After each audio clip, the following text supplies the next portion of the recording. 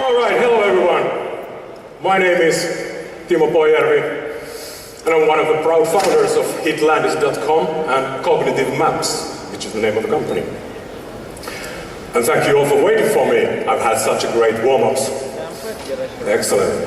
I'm going to tell you about the visual discovery revolution we're working with, and to share you with some pieces of data visualization.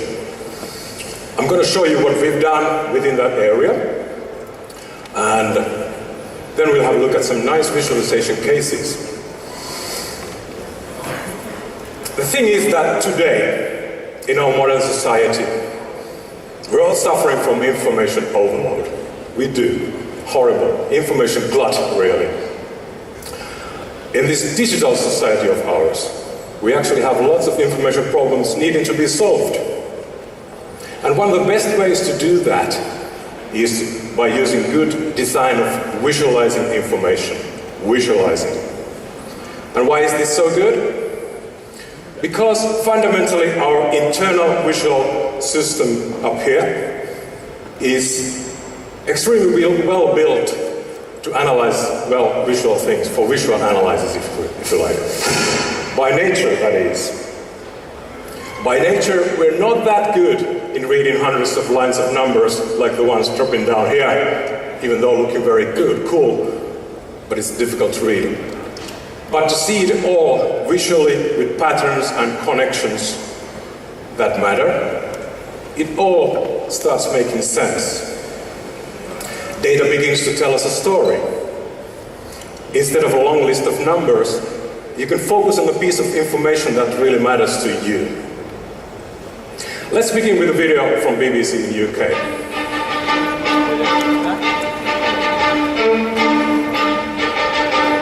This is our national telephone network as it comes to life on an average working day.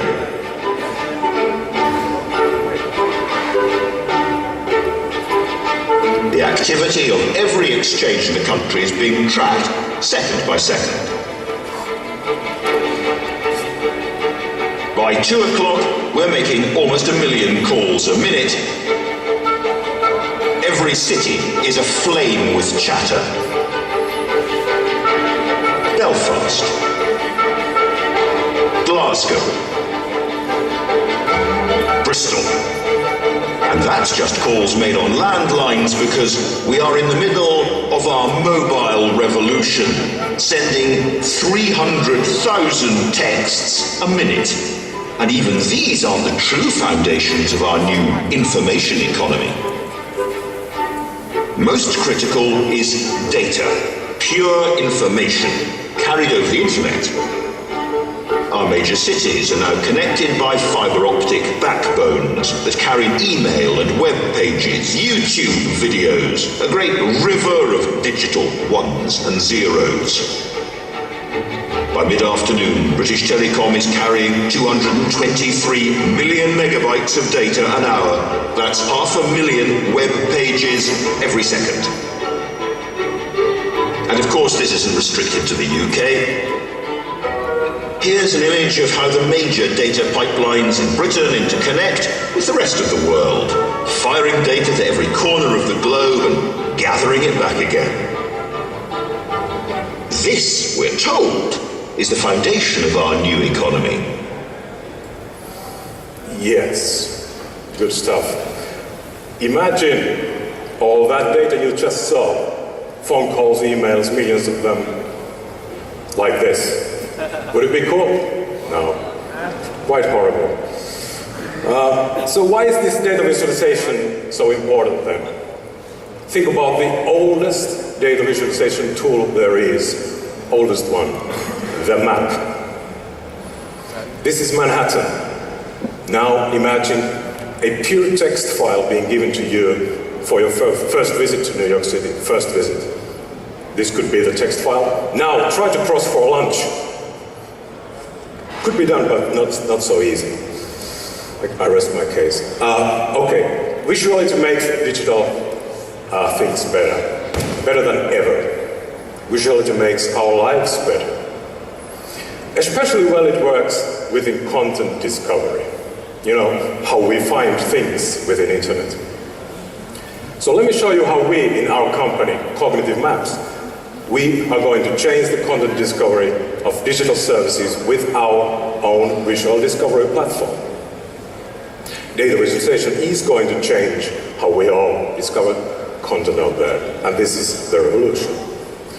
But to visualize the problem, I want you all to think about a normal record store out there on High Street with CDs and stuff. You know, they still exist. How long, I don't know, but still. Or public library. Lots of books, lots of stuff, lots of data. Question is, what if? What if your access to all that enormous amount of data would be having to peek through their keyhole or a letterbox from the front door and shouting some words like, "Bring me the latest this and this, please," wishing that somebody brings you a pile of search results, out of which the 3 first ones are sponsored.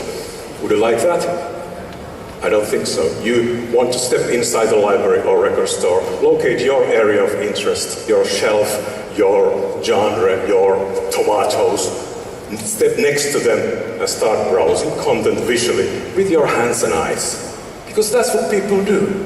We humans, we do that in real life. So why with internet content services, it's always the letterbox-like thing. You're supposed to type something in order to find something, and all you get is a mile-long list of millions of pretty unusable text-based pages of links.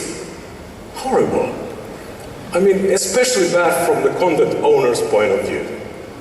If I'm a medium-sized game producer with very limited budget, like they usually do, except Rovio,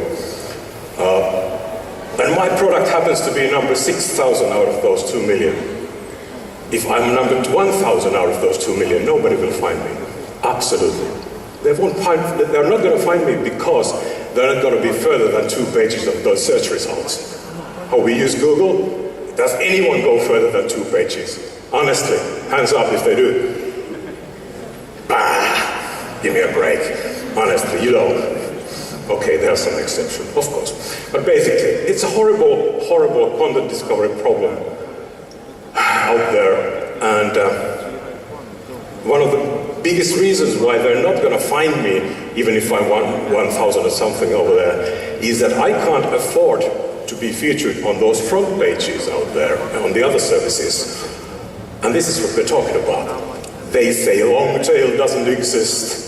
Well, it certainly does exist, it is there. But it can't be found with any of the current services and tools out there, any one of them. All major content services operate around a very limited front page offering. Top 40, whatever, featured this and this and this. Most of the online business takes place around those products being featured on the front page. Very limited, very limited. User experience is extremely biased and misguided. Users don't have a clue about the quantity nor quality behind the front page. What is there? I've been given something there, but I'm supposed to be happy with it. Really bad. And it's a situation with every single service out there. Every one of them. From Google to whatever. Here's an example. Quite well-known video service. They've got a lot of content. 48 hours being uploaded every minute. Gazillion of videos. Horrible amount of data. How about their front page? They do have one. YouTube.com. 34. In my screen it's 15 and then I scroll down, it's 34. Gazillion versus 34. How misguiding is that? I think that's horrible. I'm supposed to be happy with that. Then I type something in the search box and blah, blah, blah, blah. Horrible. And business-wise, if they can't find me, how on earth could anyone do anything about me, let alone buy my product? I have no business. Bad. And this is what me and my friends, we wanted to change. This horrible content discovery problem. We wanted to change that. We wanted to create the best content discovery on the planet. Nothing less. And we came up with one. We came up with 100% unique, completely different kind of content platform with visual browsing. Ta-da! Visuality. Making it the best content discovery current internet offers. I guarantee it is. The real beauty of the platform is that it works perfectly with any kinds of content items. It doesn't have to be music like Hitlandis. It could be anything. We're talking about social objects. This is important. We are visualizing social interactive objects that can be anything from music to movies to conversations to likes even, or documents or Twitter hashtags, anything. It's data. We can use that. Because the interaction there is data. That matters. Important data. Okay, the first client on the platform is an award-winning music service called Hitlandis.com. Fully zoomable, map-like visual user interface where every bubble you see is a bandless artist. They call it sea of bubbles sometimes.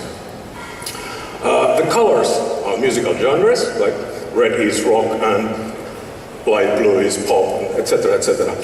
So it's very easy to understand with one glimpse what's going on. It's a dynamic game board. The closer to the center you're located, the more popular you are.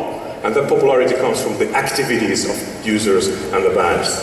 Whatever they do, they collect hotness points and the bands move towards the center. When they join the service, they always land on the outskirts and they start moving towards the center, where they can actually win cool things from our partner. And let's have a look at it, how it works in action. Here it is, beautiful. Hitlandis.com. Go and check it out. Fully zoomable, like I told you. I can drag it, fully draggable. I happen to like this. Well, I like so many genres, but now I've chosen this. Let's check Viola. Great band. Who are they? Okay, information.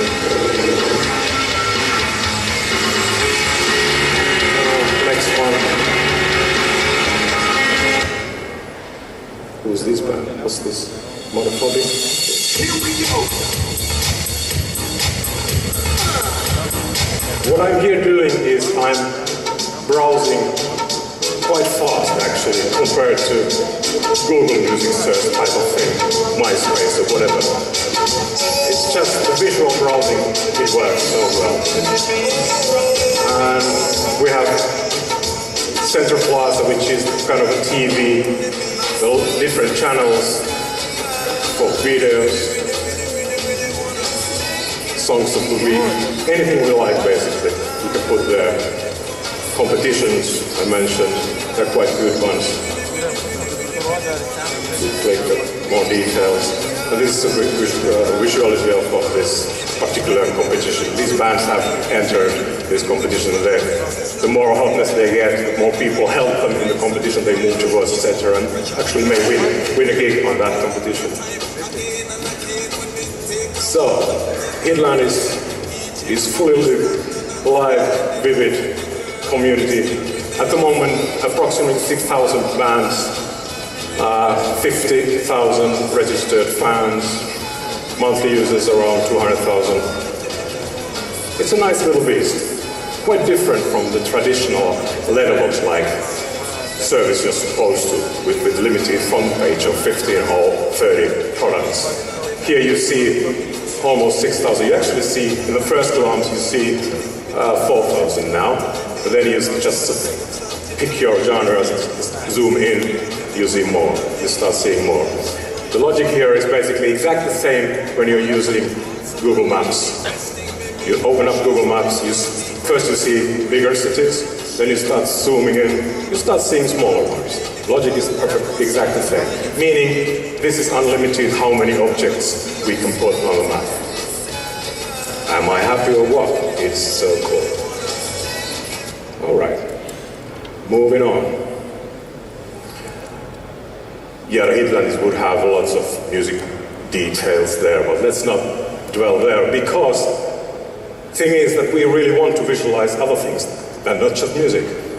We are moving forward with our platform. I've been so happy about it. We are super proud to be able to present our first corporate version of the platform.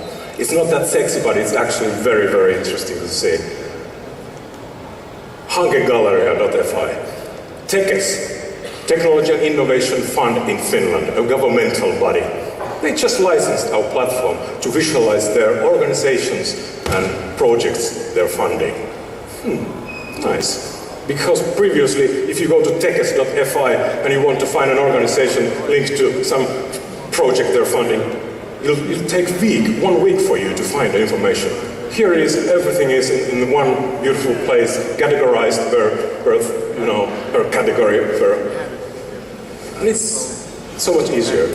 Remember, with lots of nice little details like this interactive,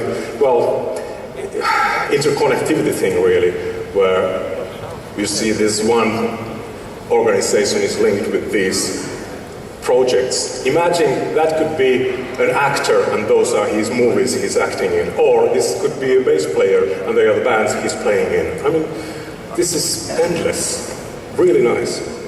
Just another example how to utilize our beautiful, beautiful platform. So, why visual browsing? Well, I've told you, because that's what people do in real life. And now I want you to look at these examples of everyday browsing experience. We all do this daily when we're shopping around. Nice selections of content, divided promptly by different categories, by either size, color, taste, brand, fashion, whatever, etc., etc. We don't shout for tomatoes from the door. We step next to the tomatoes and start browsing for details. That's what I keep saying. You don't shout for them, you go next to them and start browsing for details. That's the real life browsing experience. Compared to this pretty unusable user experience found in everywhere in digital world, I say visuality beats traditional text-based 6-0. There's no question about it. And why is that? Again, why is that? Because that's what we do in real life. Remember that. I keep saying it. But also, the advantages are so clear. They are real clear. For example, our visual discovery platform generates deeper and wider content consumption. You know, people consume more when they see more. When they see their shelf of likes, they go there and dwell, which should be a great thing for services. And it's only natural when you compare what's there. I mean, come on, 15 versus 6,000, 15, 6,000. I just zoom next to my pile of tomatoes and start browsing for details without any further page loads. How cool is that? Oh yeah. And where to use our platform? Well, we've identified quite many areas. At the moment we are concentrating in these, from basic content services where we visualize the content and its popularity, to innovation management, where the objects of the map can be new ideas of people, so they can share them and see how people like them. Or to project portfolio management, where the projects are visualized on the map for better understanding, really. Not to mention trend mapping, which is a very interesting area, because we could suck information like Twitter feeds and generate heat maps of trending things. How cool is that? So basically, anyone with lots of important data would benefit miles from using our platform and generate more engaging service for their users. And of course, we're on most of the platforms. I was supposed to show you the iPad app here. Couldn't get it on the screen, but basically, Headland can be found for an App Store and Android. And here it goes, fully zoomable. The multi-touching this is like orgastic feeling. It's so easy and good. It just works. Oh my God, it's so good. So basically the same things. You just click the ball, start playing it, find more information, more songs, share the songs to the internet. You can't see a thing, I know, but who cares? Download it yourselves. It's available App Store and Android. Okay, you shut up there. Now, that's of our visual platform. And now I want to share you with some really cool stuff around from visualization things. The first one is generally about good data visualization. They say knowledge is power, but how do we make knowledge powerful? Especially when that knowledge comes in the form of data. Lots of data. How do we find the meaning? Tell the story. Share the story. Infographics, where data meets design. What makes good data visualization? Take a few seconds to count the sevens in this number set. How many were there? Not sure? Now try. A simple color change makes comprehension almost instant. Color is one of several pre-attentive attributes, like size, orientation, flicker. Visual clues that the human brain processes within 250 milliseconds. Now imagine that we're not looking for specific numbers, but patterns. We can use color to show correlation, size to show quantity, or orientation to show trends. And not just data. The power of design can be used to better communicate all sorts of information. Processes, hierarchy, anatomy, chronology. Better communication through innovation. Because your message is only as good as your ability to share it.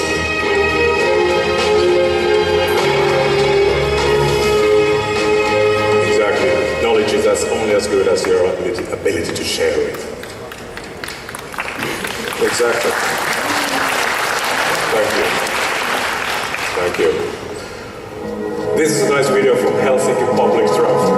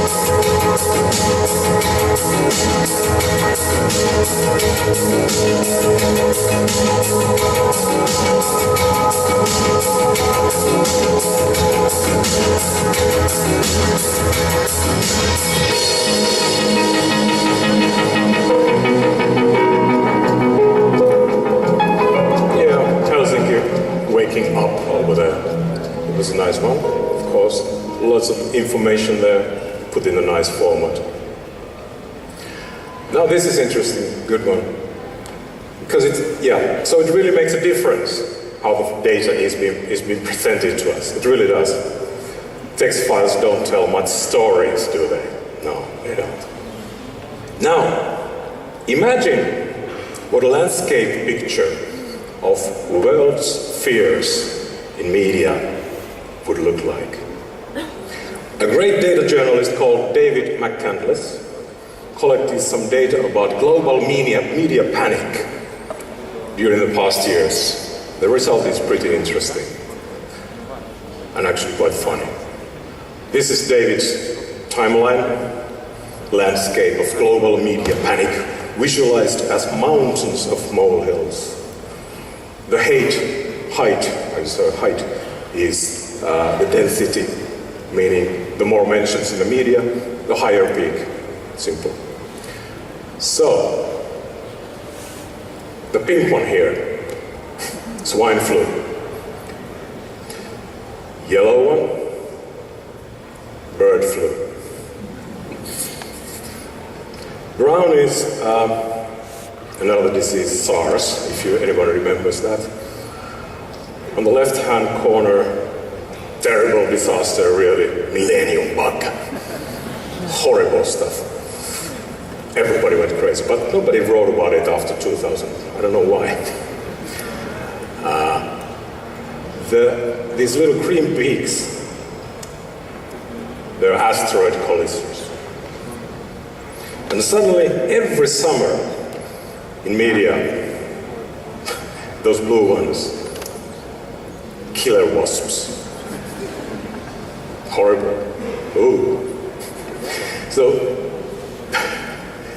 oh yeah. So this is how our fears look like over time in media. I think this is a beautiful example of data visualization using landscape timeline, making it much more understandable, so much more understandable than just rows of numbers, like they've been collected, of course. Okay, moving on. They have this great project in Copenhagen of Denmark. It's called Copenhagen Wheel. Welcome to the Copenhagen Wheel. The wheel that turns your ordinary bike into a smart electric hybrid. But the Copenhagen Wheel is more than a new type of electric bicycle. It's also a smart sensing device that provides real-time feedback about the environmental conditions in your city. Here's how it works. As you cycle, sensors inside the wheel analyze the levels of carbon monoxide, NOx, and noise in your surroundings, also collecting information on ambient temperature, relative humidity, and road conditions. Through your phone or on the web, you can monitor the quality of air you're breathing while cycling, or how well you're performing physically. That's not all. You can keep this data for your personal use, or share it with friends, gaining access to a larger pool of information. You can also make a bigger contribution through your data commute, and share your data anonymously with the city. When many cyclists donate the information their wheel is collecting, your city gains access to a new set of fine-grained environmental information.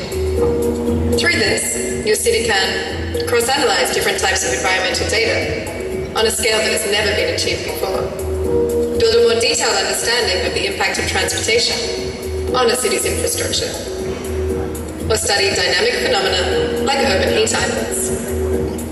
Ultimately, this type of crowdsourcing can influence how your city allocates its resources, how it responds to environmental conditions in real time, or how it structures and implements environmental and transportation policies. So turn on your life and turn on the city. The Copenhagen Wheel. Yeah, nice one. The speaker could have spoken slightly clearer, of course. Yeah, but you got the point. Collecting information and visualizing it. Very nice. Very nice. Now, most of you might remember this quite popular video from video game called Tetris. Who remembers that? Oh yeah, of course. It's a legend. Here, again, our dear friend David McCandless turned it to great infographics about US debt and called it Debtris.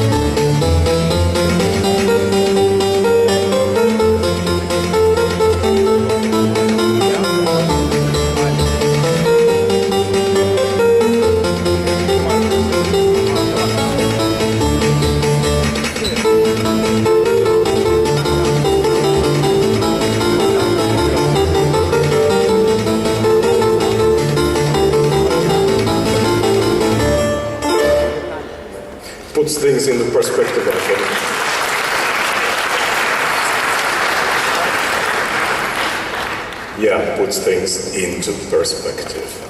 It really does. Here is the visualization of Twitter feeds after, Twitter traffic after Japanese earthquake, horrible thing.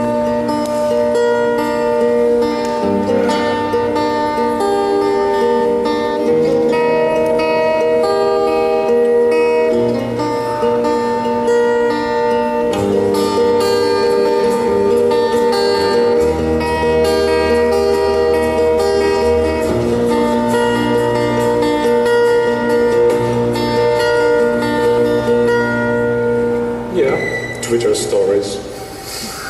Touching. Great example, of course. So, to sum it up, data visualization is a very important science. It is, indeed. But also extremely useful for all of us in our everyday life. Like I think I've shown you that. It actually makes things easier to understand. Simple. As the data begins to tell us stories. At least I feel that way. And it is no-brainer to understand that visuality beats the text-based 6-0, like I said. Internet began with the text-based things 16 years ago. It's time for a change. Visuality takes over. Simple. So, from our point of view, me standing here, this picture tells it all. Traditional versus visual. Traditional front page versus Hitler's visual world. Hitler's user experience really is it's like going inside the record store, like I told you. It's not that you have to settle with some kind of stupid poster or some static stuff. Visuality makes things easier. You start browsing things visually, like we do in real life. Okay, this is the last one today, and I'm stopping here, and I hope you enjoyed my piece of visual information. Thank you.